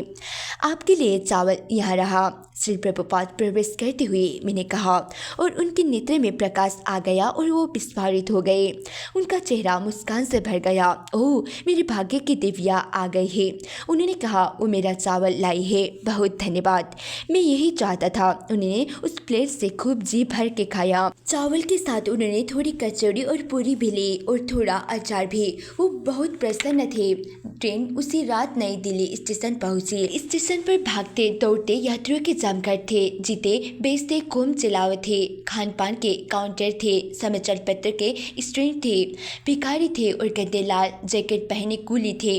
ट्रेन को 20 मिनट रुकना था। अचानक प्रभुपाद के डिब्बे में एक व्यक्ति घुसा जिसने अपना परिचय डी गुप्ता नाम से दिया। इतने भी प्रभुपाद उससे पहले कभी नहीं मिले थे, लेकिन दोनों के बीच पत्र व्यवहार हो चुका था। वो दिल्ली का निवासी था। वो कोई विशेष प्रभावशाली या धनी व्यक्ति नहीं था, लेकिन वो सहायता करना चाहता था। प्रभुपाद का मिठाइयों का एक डिब्बा भेंट करते हुए उसने उन्हें दिल्ली में रुकने के लिए आमंत्रित किया। किंतु प्रभुपाद अपनी योजना बना चुके थे और बम्बई के अपने भक्तों को अपने पहुंचने के बारे में तार भी भेज चुके थे। प्रभुपाद ने गुरुदास की ओर देखा, जो बड़ी प्रसन्नता अनुभव कर रहा था और अपने आप को विशेष सौभाग्यशाली समझ रहा था कि अपने गुरु महाराज के इतने निकट संपर्क में आने के उसे अवसर मिला था। उन्होंने एक ही डिब्बे में 12 घंटे एक साथ बिताए थे, एक साथ खाया पिया था और वार्तालाप किया था। अभी कुछ ही मिनट पहले प्रभुपाद कृषि के महत्व पर बल दे रहे थे और समझा रहे थे कि किस प्रकार अन्नाभाव कुव्यवस्था के कारण था, न कि वर्षा के या जोतने योग्य भूमि के अभाव के कारण। गुरुदास प्रसन्न था और प्रभुपाद के साथ यात्रा के अगले चरण की प्रतीक्षा में था। उसे मार्ग के दृश्य को देखने और बम्बई वापस पहुंचने की प्रतीक्षा थी। वो व्यक्ति हम लोगों को आमंत्रित कर रहा है। प्रभुपाद बोले, उत्तर जाओ और देखो कि तुम क्या कर सकते हो। उत्तर जाऊं, प्रश्न पूछने या दिल्ली में क्या करना है, इस पर विचार विमर्श करने कोई मुश्किल मुश्किल से कोई समय बचा था। ट्रेन शीघ्र जाने को थी। गुरुदास ने कहा कि वो रुक जाएगा, लेकिन उसे सहायता की आवश्यकता थी। वो और प्रभुपाद एक दल के बारे में सहमत हुए। यमुना, गुरुदास की पत्नी, गिरिराज, दुर्लभ, ब्रूस और गोपाल। गुरुदास दौड़कर ये समाचार अपनी पत्नी और ब्रह्मचारियों को बताने गया। भक्तों को अपने हल्के थैलों को लेकर ट्रेन से उतरने में कोई कठिनाई नहीं हुई, लेकिन श्री प्रभुपाद से अलग होने के कारण वो उदास थे। जब ट्रेन चलने लगी तो उन्होंने प्रभुपाद की खिड़की से उन्हें प्रणाम किया, हाथ हिलाकर उन्हें विदा दी और उनके अनुग्रह के लिए प्रार्थना की। प्रभुपाद जब पहली बार अमेरिका पहुंचे थे, उस समय जो कुछ हुआ था उसकी तुलना में शायद ये अति संयम सागर में बूंद के समान था। बम्बई, नवंबर 1970। अगले महीने भर प्रभुपाद और उनके शिष्य मनोहर लाल अग्रवाल के सीताराम मंदिर में चेंबूर में रहे। वास्तव में ये श्रीमान अग्रवाल का निवास था, लेकिन चूंकि वो सीताराम अर्चा विग्रह की पूजा करते थे, इसलिए अपने निवास को रामशरण कहते थे। प्रभुपाद एक कमरे में रुके और उनके शिष्य अन्य 2 कमरों में, जिनसे रसोई घर और स्नान घर जाया जा सकता था। सीताराम मंदिर और आसपास के उपनगरीय पड़ोस का वातावरण शांत था और प्रभुपाद श्रीमद् भागवतम के अपने कार्य में मनोयोग पूर्वक लग गए। इस्कॉन के संसार के सभी केंद्र से पत्र व्यवहार करते हुए तथा अपने साथ रह रहे शिष्यों के छोटे से दल की देखभाल करते हुए उन्हें बड़ी आशा थी कि कृष्ण कोई मार्ग निकालेंगे, जिससे इस्कॉन भारत में भली भांति स्थापित हो जाएगा। इस समय हमारा खूब प्रचार हो रहा है और ऐसा समाचार है कि बम्बई का वातावरण अब कृष्ण भावनामृत से व्याप्त हो गया है। ये सच है और बम्बई समाज के महत्वपूर्ण सदस्य हमारे आंदोलन को सराहने लगे हैं। इस समय में सभी स्वामियों से अधिक विख्यात हूँ। लोग समझने लगे हैं ये स्वामी क्या है। वो बाहर नहीं जा सकते। एक बंगाली कहावत है कि गिद्दड़ एक छोटे से जंगल का राजा होता है। कहानी इस प्रकार है, एक गिद्दड़ जंगल के अन्य जानवरों को मूर्ख बनाकर कुछ समय के लिए जंगल का राजा बन गया, लेकिन वो हमेशा गिद्दड़ ही बना रहा और उसके कपट का अंत में पर्दाफाश हो गया। यद्यपि श्रीमान अग्रवाल अपने आप को सम्मानित और कृतज्ञ समझते थे कि प्रभुपाद ने उनका निमंत्रण स्वीकार किया था और वो अब उनके साथ अतिथि बनकर रह रहे थे, लेकिन प्रभुपाद जानते थे कि अंत में उस स्थिति से सभी लोगों को असुविधा होगी। अपने घर में 1 दर्जन अतिथियों को ठहराना और प्रतिदिन उन्हें भोजन कराना एक धनी व्यक्ति के लिए भी भार था और भक्त के लिए भी उन छोटे कमरों में रहना आसान नहीं था। उनके कार्य के घंटे कठिन और अनियमित थे। वो अक्सर बीमार पड़ जाते थे और उष्ण प्रदेशीय गर्मी को सहन करना आसान नहीं था। समस्या का समाधान ये था कि भक्तों को बम्बई में इस्कॉन केंद्र के रूप में कोई अपना स्थान प्राप्त हो जाए। सन्यासी के रूप में प्रभुपाद कहीं भी रुकने को, यथा आवश्यक और यथा समय स्थान बदल लेने को और दान स्वीकार करने को तैयार थे। अमेरिका जाने के पूर्व वो इस रूप में कई वर्ष बिता चुके थे, किंतु अब उनके पास भारत में भरण पोषण के लिए 20 आध्यात्मिक संतानें थी और आगे और भी आने वाली थी। वो परिपक्व नहीं थी। वो उन्हें अपने निकट रखना चाहते थे, जिससे वो देख सके कि उनके गुरु महाराज के कार्य का ढंग कैसा था और वो भारत में प्रचार की भावना को अपना सके। जब बम्बई नगर के एक हिंदू संस्था ने कुछ शिष्यों से एक 3 दिवसीय कार्यक्रम में सम्मिलित होने की प्रार्थना की तो प्रभुपाद ने स्वीकृति दे दी। किंतु कार्यक्रम के समाप्त हो जाने पर जब संस्था के प्रबंधकों ने शिष्यों को वहां अनिश्चित काल तक रुकने के लिए आमंत्रित किया तो प्रभुपाद ने कहा नहीं, वो वहां केवल भोजन करेंगे और सोएंगे। और अच्छा यही था कि वो रामशरण की भीड़ भाड़ में उनके साथ रहे। सिंधिया स्टीमशिप लाइन्स की धनी डायरेक्टर श्रीमती सुमति मोरारजी ने 1964 में प्रभुपाद के श्रीमद् भागवतम के 3रे खंड के प्रकाशन का खर्चा उठाया था और 1965 में प्रभुपाद की अमेरिका यात्रा की निःशुल्क व्यवस्था की थी। अब उन्होंने प्रभुपाद को जूही बीच के निकट सिंधिया हाउस में भाषण देने के लिए आमंत्रित किया। मंच पर बैठे हुए प्रभुपाद और श्रीमती सुमति मोरारजी प्रभुपाद की सफलता को लेकर पुरानी बातें करने लगे। मैं नहीं समझती थी कि आप जीवित वापस लौटेंगे, श्रीमती मोरारजी ने कहा, पर आपको देखकर मुझे अत्यंत प्रसन्नता है। प्रभुपाद अब वो अकिचन साधु नहीं रह गए थे जिसे श्रीमती मोरारजी की भेंट 6 वर्ष पहले हुई थी। वो एक सफल व्यक्ति थे और श्रीमती मोरारजी तथा उनके स्टाफ और मित्रों को पश्चिम में कृष्ण भावनामृत आंदोलन के बारे में जानकर प्रसन्नता हुई थी। प्रभुपाद के भाषण के पहले तमाल कृष्ण ने श्रोताओं को उनका औपचारिक परिचय दिया दिया। प्रभुपाद ने इस नगर से 5 वर्ष पूर्व पश्चिम के लिए प्रस्थान किया था। उनके पास कोई धन नहीं था। वो न्यूयॉर्क गए, जहां उन्होंने एक पार्क में एक वृक्ष के नीचे हरे कृष्ण कीर्तन किया। शीघ्र ही उन्होंने एक मंदिर स्थापित किया, जहां वो कीर्तन करते रहे और वैदिक दर्शन पर कक्षाएं लेते रहे। उनके पास बहुत से लोग आए और क्रमशः उन्होंने नए केंद्र खोले, सेंट फ्रांसिस्को, मॉन्ट्रियल, बोस्टन आदि आदि। अब उनके अनेक शिष्य हैं और 40 से अधिक मंदिर हैं।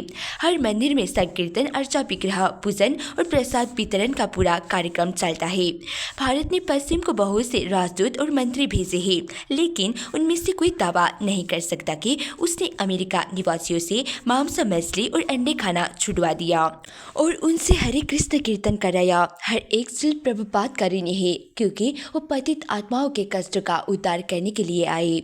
प्रभुपाद ने ब्रह्म संहिता के 3 श्लोक का गायन किया और श्रोताओं का सहगान में सम्मिलित होने को आमंत्रित किया। गोविंदा आदि पुरुषम तम अहम भजामि।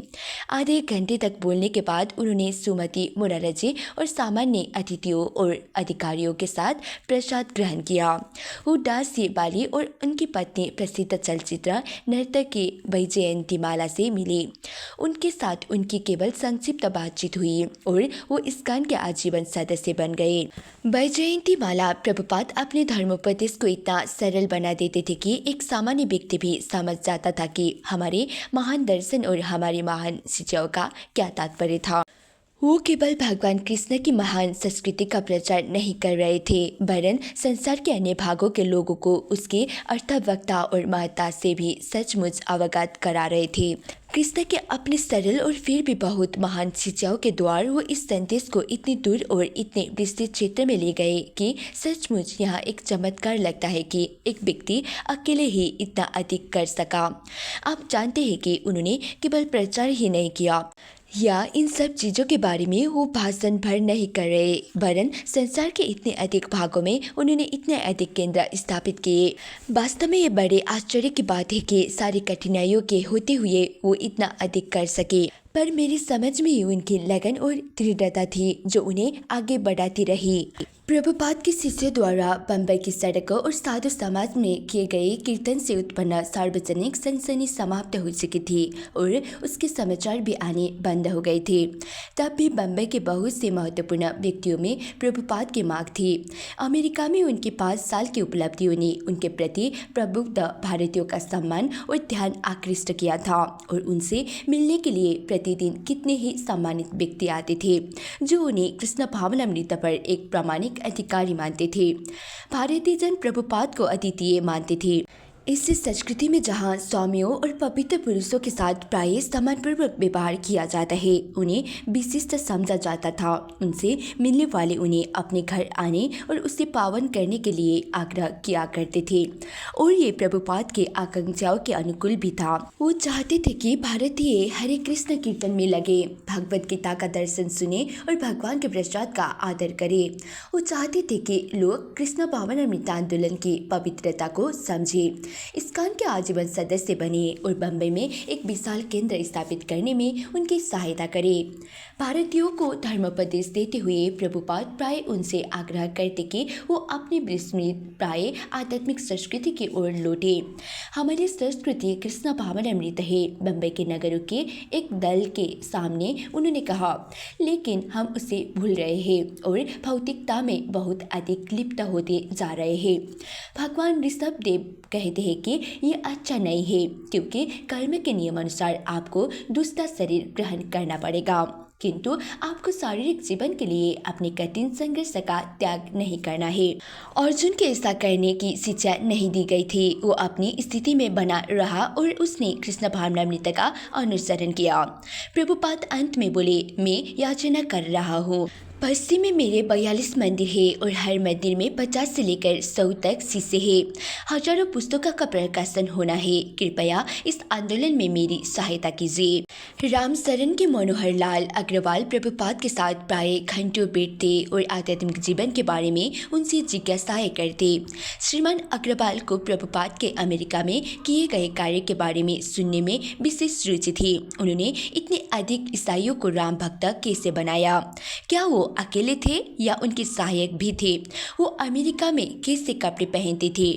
वो लोगों से कैसे मिलते थे? प्रभुपाद ने न्यूयॉर्क के लोअर ईस्ट साइड में किए गए प्रारंभिक कीर्तन का विवरण दिया और बताया कि किस तरह हर चीज कृष्ण की इच्छा से घटित होती रही थी। श्रीमान अग्रवाल ने शंका व्यक्त की कि पाश्चात्य लोग कृष्ण भावनामृत में अधिक देर तक अटल रहेंगे। अभी आपके सहचार्य के प्रकाश में उन्होंने कहा, जब तक पार्थिव रूप में आप मौजूद थे उस सारे बंधनों को स्वीकार करते रह सकते हैं, किंतु जब आप पार्थिव प्रभाव नहीं रह जाएगा, जब आप एक दिन इस संसार से चले जाएंगे, तब क्या ये सारे लोग जो आपके संपर्क में आए हैं खराब हो जाएंगे? नहीं, प्रभुपाद ने दृढ़तापूर्वक कहा। आपका दावा बड़ा लंबा है, श्रीमान अग्रवाल ने उत्तर दिया। क्या आप बता सकते हैं कि आपके दावे का मूल आधार क्या है? प्रभुपाद ने श्रीमान अग्रवाल को याद दिलाया कि उनके सभी शिष्य हरे कृष्ण मंत्र के जप में दीक्षा प्राप्त कर चुके थे और वैदिक धर्मशास्त्र के अनुसार ईश्वर के पवित्र नाम का निरंतर जप पतित से पतित आत्माओं को बचा लेता है और पुनः पतन से उनकी रक्षा करता है। प्रभुपाद ने भविष्यवाणी की कि उनके इस संसार से प्रणाय के पश्चात भी उनके शिष्य माया के आगे नहीं बनेंगे जब तक कि वो निर्धारित जप करते रहेंगे। एक दिन श्रीमान अग्रवाल ने जानना चाहा कि प्रभुपाद और उनके शिष्यों की कब तक रुकने की योजना थी। प्रभुपाद ने कहा कि जहाँ वो रुके थे वहाँ वो बहुत प्रसन्न थे, किंतु एक नया आवास पाने का प्रयत्न वो तुरंत शुरू करेंगे। श्रीमान अग्रवाल ने बल देकर कहा कि उनका इरादा प्रभुपाद से जाने के लिए कहने का नहीं था। उनका घर प्रभुपाद का घर था, उनका नहीं। उन्होंने प्रभुपाद से प्रार्थना की कि वो कृपा पूर्वक वहीं ठहरे रहे। प्रभुपाद ने कहा कि उसे उन्हें चैतन्य चरितामृत की एक घटना याद हो आई थी और उन्होंने भगवान चैतन्य के महान भक्त हरिदास ठाकुर की एक कहानी सुनाई। हरिदास ठाकुर एक गुफा में अकेले रहते थे जहाँ वो दिन रात हरे कृष्ण जपते रहते थे। बहुत से यात्री उनके दर्शन के लिए वहाँ जाया करते थे, लेकिन जब उन्हें मालूम हुआ कि गुफा में हरिदास ठाकुर के साथ एक अजगर भी रहता था तो वो डर गए। यद्यपि हरिदास ठाकुर अपनी गुफा से संतुष्ट थे, किंतु वो अपने दर्शनार्थियों को असुविधा में नहीं डालना चाहते थे। इसलिए उन्होंने कहा कि वो गुफा का त्याग उसी दिन कर देंगे और फिर कभी नहीं लौटेंगे। जब वो अभी ये बात कह रहे थे कि वो विशाल अजगर गुफा के पीछे से चक्कर लगाता हुआ सबके सामने आ गया। हरिदास ठाकुर के निकट सड़क कर अजगर ने उन्हें सिर झुकाया और वहाँ से खिसक गया। अजगर के हृदय में स्थित परमात्मा ने उसे गुफा छोड़ने के लिए प्रेरित किया, जिससे हरिदास ठाकुर वहां रह सके। कहानी कहते कहते प्रभुपाद हंसे। अग्रवाल जी, वो बोले, आपने वही कहा है, आपने कहा है कि आप चले जाएंगे और हम रहेंगे, किंतु नहीं, हम चले जाएंगे।